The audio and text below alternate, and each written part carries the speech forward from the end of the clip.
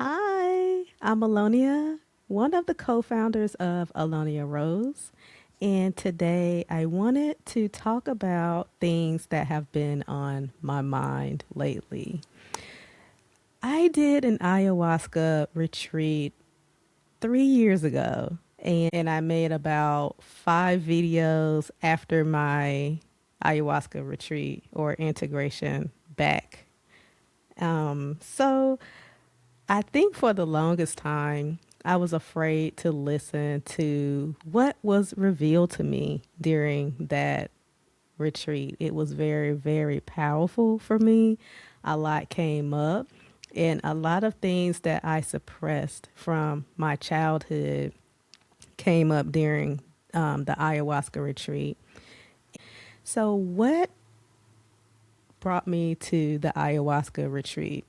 So 3 years ago, I felt stuck, stagnant, just not flowing in my energy. I felt a blockage in my abdomen area. I just felt blocked up. I felt like I was full of power, but at the same time, I felt like this power was stuck and it was just in a big ball in my stomach. And I felt like I could not progress and get to the next stage without dealing with all of this energy that I felt in my gut. And I felt, I've always been very empathic, clairvoyant, different things like that. So I felt like, my third eye was blocked. I was like, man, I don't know what this is going on with me right now. So I just felt like I just wanted to get to a deeper, I desired to go deeper into myself to find out what my blockages were. So I decided I knew a local shaman in my area. So I decided to do an ayahuasca retreat. So I began by pre-journaling, writing down some questions that I wanted to know. And, it went from there. I fasted for, fruits and veggies, water, things like that for a week before undergoing, going through the ayahuasca retreat. And it was just so profound, right? Like the journey was amazing for me, but it was also, uh, it was deeply freeing and deeply settling at the same time. Basically, what I mean about that, it freed me up because I was able to see clearly the next steps that I needed to take in my journey and in my life. But it was very, very, very disturbing for me also because it brought up a lot of my childhood trauma from the past that I suppressed. And I mean, on these videos, I was going in and just talking about, I was the observer and I was looking through my own eye. It's like I was experiencing the events as the person looking, like the observer looking at it happen. And I was just amazed, right? So re-listening to these videos from 3 years ago, I was like, wow, it was like some deep insight there. And I'm thinking about releasing them here on YouTube. I'm not sure because they definitely have a trigger warning because it does talk about childhood sexual abuse. And at the same time, it is very informative. It was a huge download. Um, and I think it will help other people, especially when it comes to spirituality. It was so many things that were revealed to me. And mind you, a lot of these practices I was not into back then, but I came back with so much knowledge, right? So that is what led me on the ayahuasca retreat. And just over the past couple of months, I've been like, okay, maybe I should revisit those videos because I found like I started feeling stuck again. And I started feeling like stagnant in that energy, procrastinating, and like, okay, instead of doing work for my business, for example, I was on my Nintendo Switch just playing like, okay, well, let me just do this and procrastinating. So I was like, Spirit kept telling me, hey, you need to watch those ayahuasca videos. And I did. I started watching them. And it was like going through the whole journey again, crying. The things I came back with was amazing. And I was like, let me get up basically off my ass and get back on to what it is I know that I'm supposed to do. So that is what took me to the ayahuasca videos, from 3 years ago. And that tells you why I took the retreat, because I was feeling stuck. I was stuck in corporate America. I was working 5 jobs at one time. I was like full time at one position, adjunct professor at 4. Then I became full time at one position, full time at another position, adjunct at 3. Who does 2 full time jobs and 3 part time jobs, right? Corporate burnout. So that, I was on the way to corporate burnout by the time I took my ayahuasca retreat. So I wasn't quite there yet. So I did the retreat, and it revealed so many things about me, so many things that I had locked up in my mind from what happened to me. I was sexually abused very badly when I was younger. And, I was able to go back through those situations, see the people, see what else happened to me. I really don't want to say specifics, but it's really, really, really, really, really bad. So after I did my ayahuasca retreat, I've always been this person that was like a deep thinker and a deep seeker of information, especially about myself. So I've dabbled in ayahuasca, you know, different other things to try to find out about myself, right?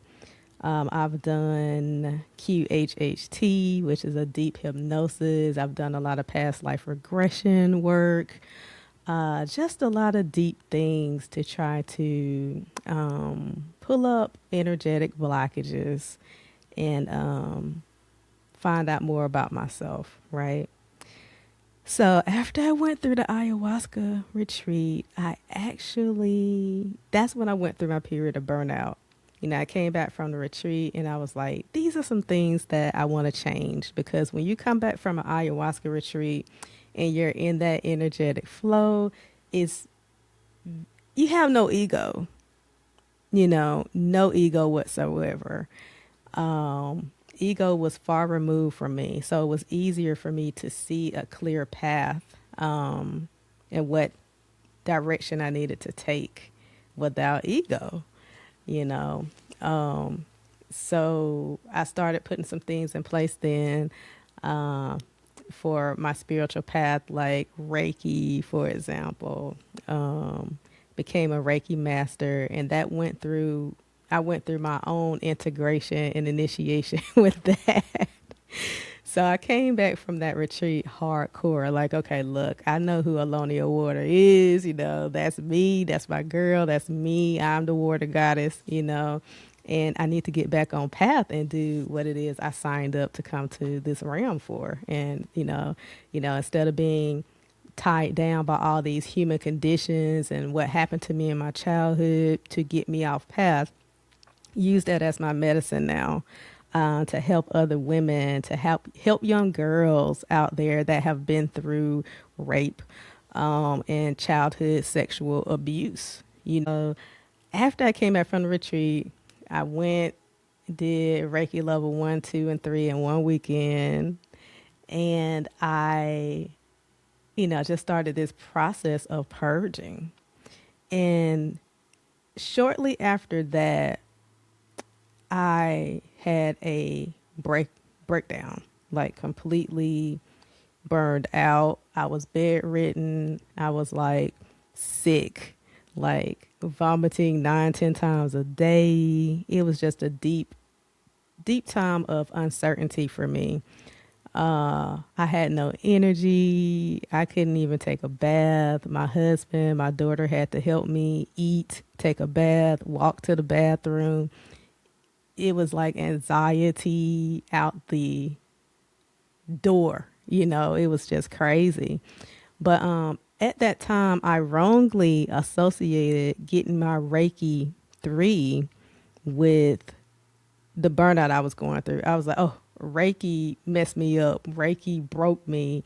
But I just didn't know at the time it was a refining process. I literally thought like, oh my God, I'm going to die. Every day I was like, I was going to die. And I was just cry in the bed all day long, just cry. Emergency rooms every week, hospital stays. It was a very dark period for me. I thought about taking my life multiple times. I had the gun in my hand. My husband had to stop me. I was like, I cannot go through life living like this. Went to the doctors. They were like, oh, nothing's wrong with you. Your blood work looks great. But that's when I ended up getting into functional medicine, being an advocate for my own health and taking my health into my own hands. So, if functional medicine is expensive, but I was like, who could put a price on your health, right? And at the same time, I was dealing with the transition of my best friend, Diane, in Washington State. So, trying to navigate these waters of being sick, very sick, and then dealing with a friend that was about to transition to the land of the ancestors. So, I ended up doing the functional medicine, found out after that I was actually perimenopausal, right? I had 3 vitamin deficiencies. I was vitamin D deficient, iron, ferritin, and B12. So can you imagine walking death, right? So depleted, totally depleted. My energy was so low. But, I lost myself in work, overwork. And I thought that at the time I was taking care of all types of family members, you know. I was just always the person, the workhorse that took care of everybody. So when I broke and I was breaking, there was little people there to take care of me. I had a very good girl in, I have a couple of girlfriends, but a very good spiritual worker that I was working with. And she is my yoga instructor. Um, and I was just always this person that took care of everything, everybody else, over giving, over loving, um, giving out so much of my energy, so much of myself, people pleasing, in that cycle of people pleasing, in hustle culture. Oh, I'm gonna work all these jobs to give my child the things that I never had, but at the same time, I was never there for my child, because I was working so much. So after going through that burnout, I was able to reconnect with my child. She would lay in the bed with me, pray with me, do Reiki on me, help me eat. We healed our inner children together. She got me started on Animal Crossing on the Nintendo Switch. And, we would just play the game together. I would cry to her, and she would tell me, everything's going to be all right. Your aura is still bright. You're not going anywhere. But in my head, I knew I was going somewhere. I was planning my funeral. I was planning on who was going to take care of my child. I was setting up my accounts to be like, hey, you take over this account when I'm gone. Make sure that my daughter's going to be okay when I'm gone. I was planning to be up and out of here. But I had a lot of people on my team praying for me, and a lot of people didn't even know that I was sick, except my small circle. Even at work, all those jobs, they didn't know I was sick. I would still, some kind of way, find 10 minutes to get on the computer and lay back down so that I can still get a paycheck, you know. Just hard time. So again, back to the Reiki, like all of this happened at one time. So I'm thinking and blaming like, oh my gosh, this, completely broke me and made me this. But no, it completely, that was my medicine. The pain was coming to the surface and purging out of me, turning into the medicine that I was to use to serve my tribe, my people, the people I was going to show up with, right? So, yeah, so after that, coming through that journey and still processing, unloading, and coming through that journey, of course, there's still challenging days, but a lot better than it was. But that is where Allonia Rose started from. The ayahuasca just broke it all open. Like, hey, this is what you're supposed to do. You're supposed to serve women. And you're supposed to serve women in this capacity, meaning that people that have been through trauma, ancestral lineage breaks, people that have been through childhood sexual abuse and trauma like you have, and they need to know the tools that you use to get out of that. Because a lot of times when we're in corporate America, just like me, I had no time for doing self-care and healing, no time at all, until I completely broke. I was burned out, wiped out, could not get out of the bed. And guess what? It was just the same day in the office for them. If I would say I was sick or I couldn't do it or take off, it was like, okay, whatever. We'll find somebody to fill your seat and show up in your place, whatever. But yeah, and I even had a team member pass away, and it was just like because the job was so stressful. And the next day, they moved on like nothing even happened, right? So, yeah, so basically, that corporate burnout and me not having the time, investing the time into my self-care, into my spiritual journey, it was a refining process for me.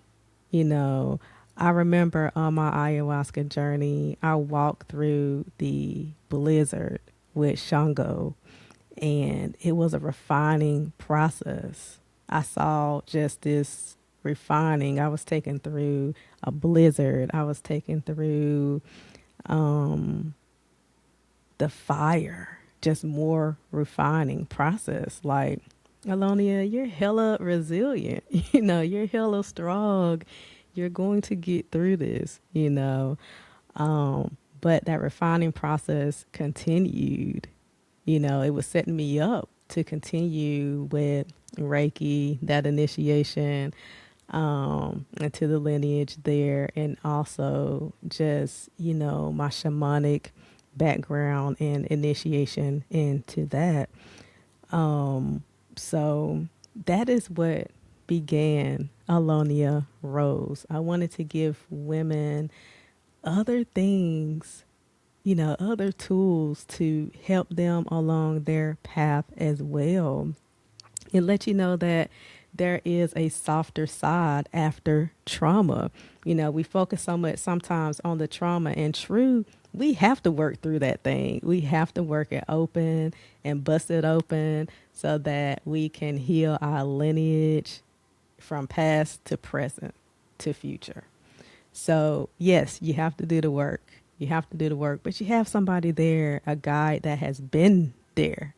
And somebody that can hold your hand in a slow container and just work through that thing, right? I understand you. You know, the darkness I've seen and the darkness that I have been able to overcome, you know, as a result of just the messages and downloads I have been given, and just the lifestyle now, because I left corporate America. I focus on my own business. My self-care comes first. I have boundaries now. I didn't have any boundaries then. I have boundaries with family, friends. And if I'm at capacity, then I'm at capacity. And along that journey, I've tried different modalities. Ayurveda, I'm still into human design, a lot of different things, a lot of different tools in the toolkit in order to help us clear out, dump out, and get to the essence of who we really are underneath all of the human conditioning that is in the world. So, and why now? The world needs this medicine now. And that leads into what I do. I am, you know, you've heard about the Reiki master, but I specialize in womb Reiki.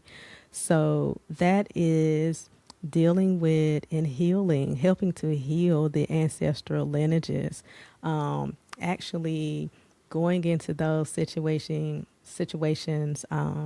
sending love, light, healing them, and bringing back the pieces to yourself and reclaiming who you are, and helping to release blockages in the womb, helping with trauma release. Also, that goes into fertility, miscarriages, abortions, uh, you know, infertility, different things like that, navigating those waters alongside women too. So how does it look inside of the Soft Heart Society?